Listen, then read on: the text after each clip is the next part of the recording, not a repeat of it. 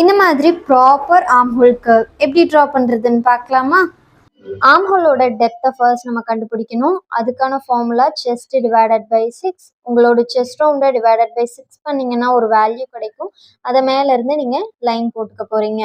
இப்போ இதுதான் chest line. செஸ்டோட circumference இதில் மார்க் பண்ண போகிறோம். உங்களோட செஸ்ட் ரவுண்ட் எவ்வளவோ அதை டிவைடட் பை 4 பண்ணிக்கோங்க. அதுதான் ஃபார்முலா. இப்போ எனக்கு 7.5 வந்திருக்கு. இதை நான் என்னோட செஸ்ட் லைனில் மார்க் பண்ணுறேன். செஸ்ட் லைனில் மார்க் பண்ணதுக்கப்புறமா மேலே உங்களோட ஷோல்டர் வேல்யூவை மார்க் பண்ணிக்கோங்க. கீழே செஸ்ட்டுக்கு வரும்போது உங்கள் ஷோல்டர் வேல்யூலேருந்து ஒரு 1/2 இன்ச் மைனஸ் பண்ணி மார்க் பண்ணிக்கோங்க. எனக்கு 5.5, அதுலேருந்து நான் ஒரு 1/2 இன்ச் மைனஸ் பண்ணி 5 மார்க் பண்ணியிருக்கேன். இப்போது மேலே உள்ள பாயிண்ட்டும் கீழே உள்ள பாயிண்ட்டோட மிட் பாயிண்ட்டை எடுக்க போகிறோம். ஸோ 2 பாயிண்ட்ஸோட மிட் பாயிண்ட் எடுத்ததுக்கப்புறமா ஃப்ரெஞ்ச் கர்வ் எடுத்துகிட்டு நான் எப்படி பிளேஸ் பண்ணியிருக்கணும் இதே மாதிரி பிளேஸ் பண்ணுங்கள். இந்த 3 பாயிண்ட்ஸுமே கனெக்ட் ஆகணும்.